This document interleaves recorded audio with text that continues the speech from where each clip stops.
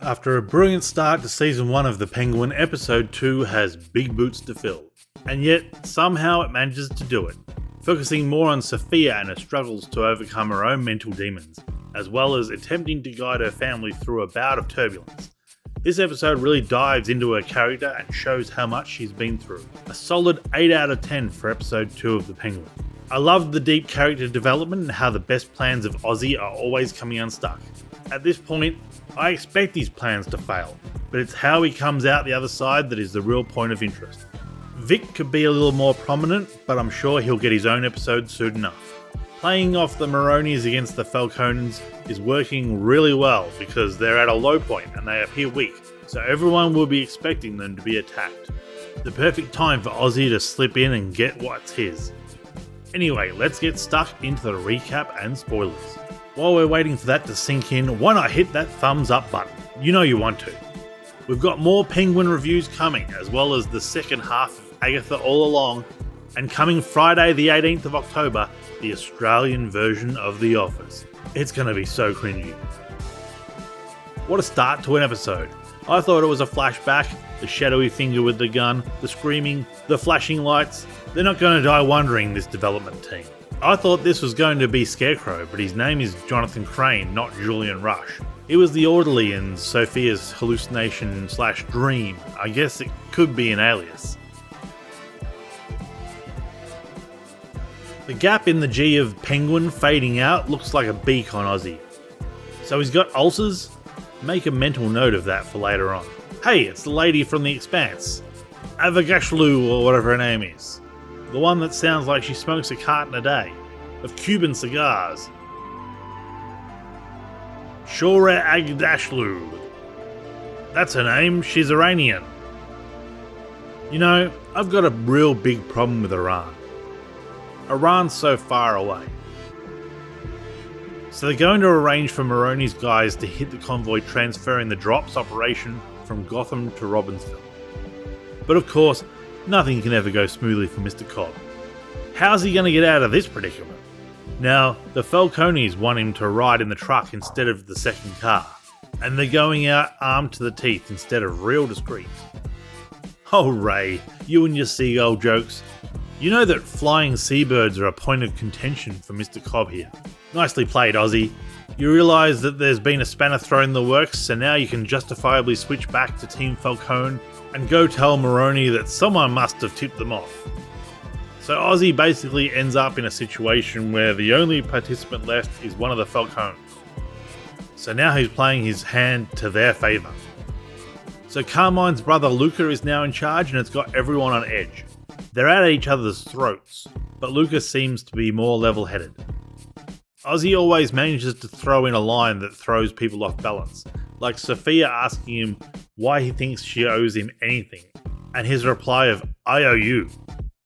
She thought she had it all worked out, but now she's not so sure.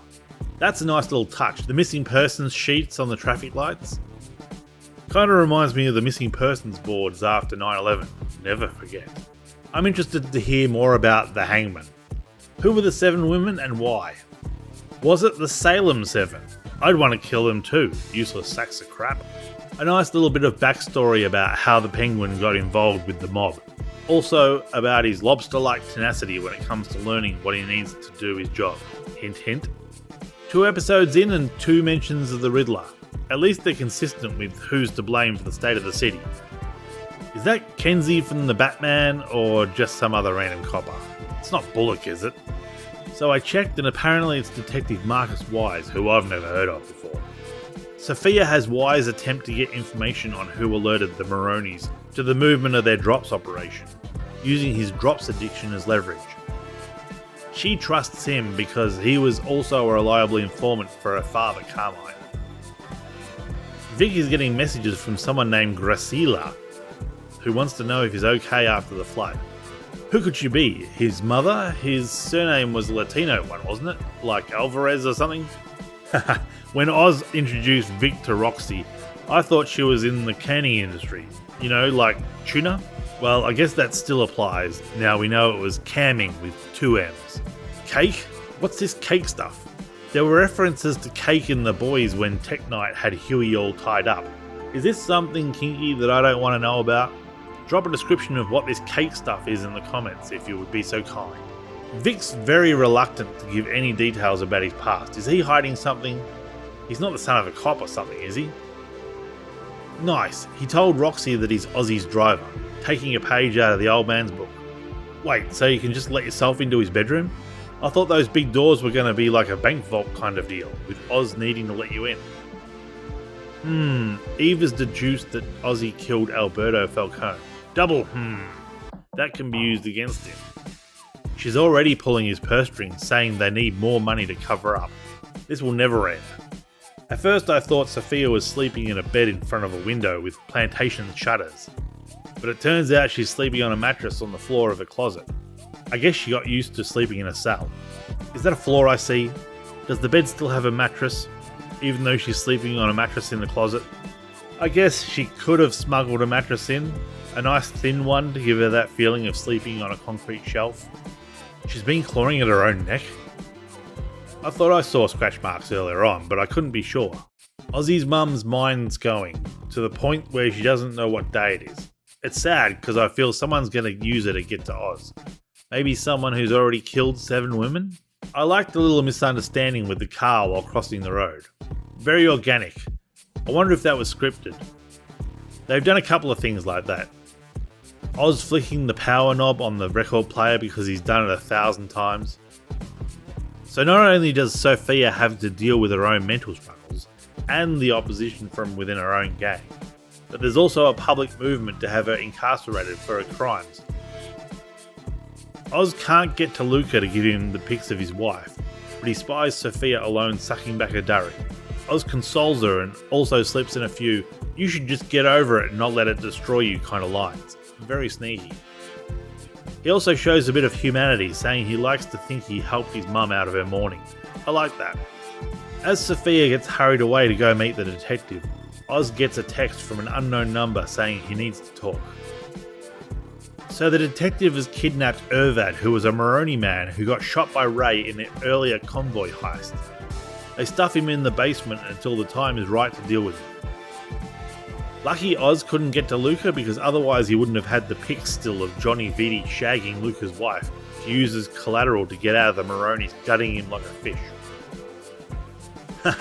I like how they set it up so that Oz can't just do a runner because Irvad knows all about Ozzy's double-crossing ways. So now he has to get Irvad out of there one way or another. Very clever writing. Post in the comments what's your favourite cigar size. Is it Robusto? All the guests at the wake are talking about Sophia behind her back. I guess a large part of the mafia lifestyle is about saving face. I like how Sophia acts like she doesn't give a damn when it's obvious she does. Grabbing a handful of pasta like that feels like something I'd do. Nice. Oz uses his brains and does the old "you could have let me know you had a member of the other gang in the basement" trick. Very clever. Now they'll keep Sophia busy while Oz extracts him and Vic plants the jewels in Vitti's car. What happens to young women in the Falcone family? Bad stuff apparently. Sophia didn't kill 7 family members, did she? Good work, Vic. You had one job. All you had to do was pop the jewels in the car, but you had to go and get caught. What a galoot. Damn, so because Vic couldn't plant the jewels on Vitti, there's no real evidence to tie him to being the rat. So now there's no point keeping Irvad alive. So Ozzy guts him like a fish. I don't know how I feel about wiping his hands with a rag. I want a full-on scrub. Surely there's a sink in that basement. Maybe the noise would draw too much attention. So now that they've found Irvad's body, they know that someone there is a rat because they had to kill him to stop him talking. How's Penguin gonna shift the blame now? It was his transport, but I guess Johnny Vitti came along and changed the plan at the last minute, so the buck stops with him. He got me good. I assumed he was going to put the knife into Johnny Vitti's pocket, but instead he slipped it into Castillo's. Smart move. They'll just blow his head off, whereas a member of the family they're probably going to want to investigate. See what else they've done. Luca suggests Sophia spends time back in Italy, but she doesn't like the idea of going back. Bad things happen to girls in this family. I doubt she's going to Italy. She'll probably pull a Swiftie and go underground in Gotham. Penguin makes Vic dig the graves for Ervad and Castillo, and makes him lie down on top of them to cement in his mind what happens when you can't follow through with a job. Luckily for Vic, he's got a soft spot for him and doesn't bury him then and there. Sophia meets with Penguin and shows him the diamonds that were in Castillo's apartment. How did they get there? Was there a scene cut that I missed? These were what Alberto and Sophia were going to use to take over the Falcones in Gotham. But now she's furious that old men are taking what should have been hers. I like how Penguin replies with, "Let's dance," when Sophia asks if he's on her side.